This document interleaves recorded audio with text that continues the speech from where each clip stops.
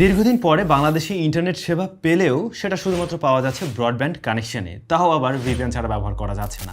যে কারণে হয়তো আমার পুরাতন অনেক ভিডিওতেই আপনারা কমেন্ট করে আসেন, ভাইয়া কোন ভিপিএনটা ব্যবহার করব বা এটা ব্যবহার করা উচিত কিনা। আমি এই মুহূর্তে কিন্তু বাংলাদেশে নেই, আমি চায়নাতে আছি। ইভেন আমি জানিও না এই ভিডিওটা আসলে কবে নাগাদ আপলোড করা হবে। আমি চায়নাতে একটা ভিপিএন ব্যবহার করছি, যেটা পেইড ভিপিএন। আমি বাংলাদেশ থেকে আসার সময় ওটা কিনে নিয়েই আসছিলাম। তো সেই ভিপিএন দিয়ে আমি চায়নাতে চালাচ্ছি, কারণ চায়নাতে তো গুগলের সার্ভিস চলে না, আপনারাও জানেন। তো এই ভিডিও আমি বাংলাদেশে পাঠালে কবে নাগাদ সেটা আপলোড হবে, আদৌ ডাউনলোড করে এডিট করে আপলোড করা যাবে কিনা আমি জানি না। আমি ল্যাপটপ নিয়ে আসি নাই, যে কারণে আমি এডিটও করতে পারছি না এখানে বসে। এনিওয়ে, আজকের যে বিষয়টা, সে বিষয়টা হলো ভিপিএন ব্যবহার করলে আপনার কোন ভিপিএন ব্যবহার করা উচিত, এবং ভিপিএন ব্যবহার করে যে ফেসবুক চালাচ্ছেন তাতে করে কোনো ধরনের ক্ষতিগ্রস্ত হতে পারেন কিনা সে ব্যাপারটাই ক্লিয়ার করা, রাইট? তবে আমরা আজকে যে সিচুয়েশনে চলে আসছি, এই সিচুয়েশনটাতে আসলে আসার মতো মনে হয় প্রয়োজন ছিল না। এই সম্পূর্ণ ব্যাপারটাকে আরও সুন্দরভাবে হয়তো হ্যান্ডেল করা যেত। গত 16 তারিখে আমি চায়নাতে চলে আসছিলাম। তারপরে দেশে যে ধরনের অরাজকতা হয়েছে, বাসা পরিজন কারোর সাথে যোগাযোগ আমরা করতে পারছিলাম না। মানে কোন লেভেলের দুশ্চিন্তার মধ্যে দিয়ে গিয়েছে। এবং যারা বাংলাদেশে আছেন, বিশেষ করে আমার এরিয়াতে যারা থাকেন, মিরপুর এরিয়াতে আর কি, এর আশেপাশে কী অবস্থায় গেছে আমরা ভিডিও দেখে হয়তো একটা আইডিয়া করতে পারছি। যাই হোক, ভিপিএন নিয়ে বলছিলাম। দেখুন, ভিপিএন মানুষ কিন্তু ব্যবহার করে বরং উল্টা একটা সিকিউরিটির জন্য বা একটা এক্সট্রা লেয়ার অফ সিকিউরিটির জন্য ভিপিএন ব্যবহার করে। কিন্তু সেখানে আমরা এখন শুনতে পাচ্ছি কি, যে ভিপিএন ব্যবহার করে আমার ফেসবুক অ্যাকাউন্টটা হ্যাক হতে পারে বা ওটা গায়েব হয়ে যেতে পারে। এছাড়া অন্য সমস্যা হতে পারে ব্যাংকিং লেনদেন থেকে, আপনার ফোনে যদি ব্যাংকিং অ্যাপ থাকে, অথবা ম্যালওয়্যারের মতো প্রবলেম তৈরি হতে পারে। ম্যালওয়্যারের মতো ভাইরাসগুলো আপনার ফোনে আসতে পারে। এ জাতীয় অনেক কথাবার্তাই আমরা শুনতে পাচ্ছি। আদৌ কি সেগুলো সত্যি? আমি যদি বলি হ্যাঁ, এগুলো আংশিক সত্যি, আংশিক ভুল বলতে পারেন। সত্যিটা কিভাবে হতে পারে?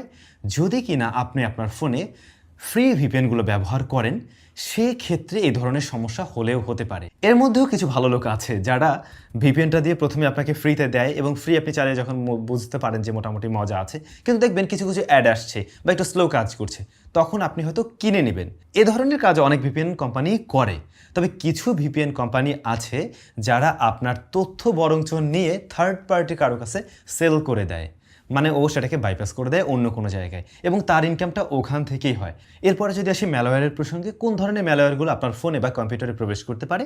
সাধারণত এই ধরনের ভিপিএন কোম্পানি বা ফ্রি ভিপিএন কোম্পানিগুলো ওরা অ্যাড দেখাতে চায়, অ্যাড দেখিয়ে টাকা পয়সা নিতে চায়। যেমনটা আমরা ইউটিউবে ভিডিও দিলে হয়তো সেখানে আমরা অ্যাডভার্টাইজ দেখতে পাই মাঝে মাঝে, এবং সেখান থেকে ক্রিয়েটর বা ইউটিউব একটা রেভিনিউ আর্ন করতে পারে, একটা টাকা নিতে পারে। ঠিক তেমনিভাবে এই যে ফ্রি ভিপিএন কোম্পানিগুলো এর একটা ম্যালওয়্যার দিয়ে দেয়, বা তার অ্যাপের মাঝে বিল্ট ইন অ্যাডভার্টাইজ আসার মতো সুযোগ করে দেয়। সেই অ্যাডভার্টাইজমেন্টের কারণে সে কিছু লভ্যাংশ সেখান থেকে নিতে পারে, এভাবে আর্ন করে। তবে এইটা খুব আহামরি বড় কোনো সমস্যা না, আই নো। বাট যদি ডেটা চুরি হয়ে থাকে, সেটা অবশ্যই একটা সমস্যার কারণ হতে পারে। এবারে প্রশ্ন থাকতে পারে, হ্যাকার কি এখানে ঢু মারতে পারবে? অনেক ফ্রি ভিপিএনই আছে যেগুলো কিনা হ্যাকারের দ্বারা তৈরি করা হয়ে থাকে, এবং সে আপনাকে ভিপিএনটা দিয়েছেই ফ্রিতে ব্যবহার করার জন্য, পরবর্তীতে যাতে সে সেখানে এন্ট্রি মারতে পারে।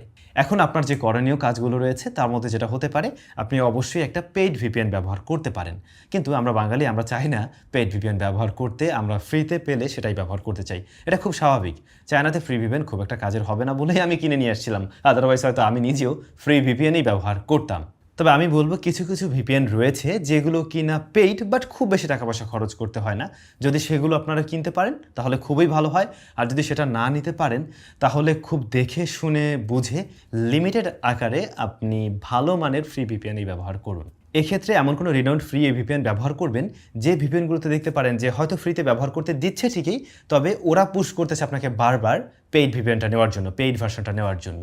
সেক্ষেত্রে ধরে নিতে পারেন এ জাতীয় ভিপিএনগুলো মূলত পেইডটাকেই সেল করতে চায়, বাট আপনাকে আমাকে লোভ দেওয়ার জন্য প্রথমে তারা ওই ফ্রির ব্যাপারটা রাখে, যেখানে অনেক কিছু হয়তো লক থাকে, অনেক ভালো স্পিডও পাওয়া যায় না। বাট তারপর আমি বলবো ওগুলো মোটামুটি সেফ অ্যান্ড সিকিউর।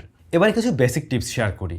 যখন আপনার ভিপিএনটা প্রয়োজন হচ্ছে, মানে যখন ঢুকতেই হবে ইন্টারনেটে ভিপিএন কানেকশন করে, তখনই ব্যবহার করুন, এবং ট্রাই করুন একটা নির্দিষ্ট কোনো কান্ট্রির ওই ভিপিএনটাই ব্যবহার করুন। মানে নির্দিষ্ট কান্ট্রির ভিপিএন বলতে আমি এটাই বুঝিয়েছি, আপনি বাংলাদেশে বসে ভিপিএন ব্যবহার করলেও কোনো একটা কান্ট্রিকে তো আপনি সিলেক্ট করে দিয়ে দেখছেন, বা হয়তো অটো রেখেছেন, এবারে যে লাইনটা সবচাইতে পারফেক্ট সেটাই অটোমেটিক কানেক্ট হচ্ছে। এতে করে ফেসবুকে একটু সমস্যা হতে পারে। ধরুন ফেসবুক যদি দেখে যে আপনার অ্যাকাউন্টটা অ্যাবনর্মালি ইউজ হচ্ছে, আজকে ইউজ হচ্ছে সেটা সিঙ্গাপুর থেকে, কালকে আমেরিকা থেকে, পরশুদিন ওটা ব্যবহার হচ্ছে থাইল্যান্ড থেকে, বিকেলে ব্যবহার হচ্ছে অন্য একটা কান্ট্রি থেকে, তখন তো ফেসবুক মনে করতেই পারে যে এই অ্যাকাউন্টটা কি হ্যাক হয়ে গেল বা এই অ্যাকাউন্টটা থেকে অন্য কোনো সমস্যা হয়ে গেল, সে চাইলে কিন্তু ফ্রিজ করে দিতে পারে বা অন্যতর এই যে আনইউজুয়াল অ্যাক্টিভিটির কারণে সে তখন এটাকে কিন্তু ডিঅ্যাক্টিভেট করে দিলেও দিতে পারে। সেক্ষেত্রে আপনারা ট্রাই করুন কোনো একটা নির্দিষ্ট কান্ট্রিকে সিলেক্ট করে রাখার জন্য, সেক্ষেত্রে এ ধরনের সমস্যা আপনি এড়াতে পারবেন। দেখুন অলরেডি আমাদেরও একটা সমস্যা হয়েছে, আমি জানি না আপনারা জানেন কিনা, এবং এটা ভিপিএনের কারণে হয়েছে কিনা সেটাও জানি না। আমাদের বাংলাদেশ মডারেটররা যারা আমাদের ফেসবুক কমিউনিটি পরিচালনা করতো, আই মিন আমাদের গ্রুপটা স্যামসং গ্রুপ, ওটা কিন্তু আবারও গায়েব হয়ে গেছে, আপনি জানেন কিনা। তো ওরা ভিপিএন কানেক্ট করে ব্যবহার করছিল এবং আমাদের গ্রুপও ওইভাবে পরিচালনা করছিল। এখন এরকম ইস্যুর কারণে হয়েছে কিনা এটা শিওরও না, আমি দেশে যাই, গিয়ে হয়তো বুঝতে পারবো কী অবস্থা কী, মানে বুঝলাম না, দুইবার করে আমাদের গ্রুপটা নেই। যাই হোক, তো আশা করছি নেক্সট টাইম আমরা আবার যদি গ্রুপটা ওটা ফিরিয়ে নিতে পারি তো ভালো, না পারলে আপনাদের সবার সহযোগিতা কামনা করব।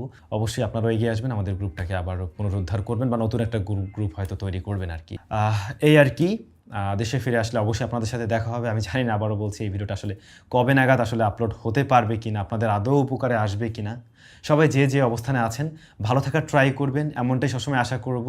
আর চায়না বসে আমি একটা লাইভেও আসছিলাম, আমি জানি না সেই লাইভ আপনারা দেখছিলেনও কিনা, কারণ ওই লাইভটাতে যাওয়ার কিছুক্ষণ পরেই বাংলাদেশের নাকি নেটওয়ার্ক চলে যায় বা ইন্টারনেট চলে যায়, যে কারণে আপনারা হয়তো অনেকে দেখতেও পারেননি। এনিওয়ে, সবাই ভালো থাকবেন এমনটাই আশা করব।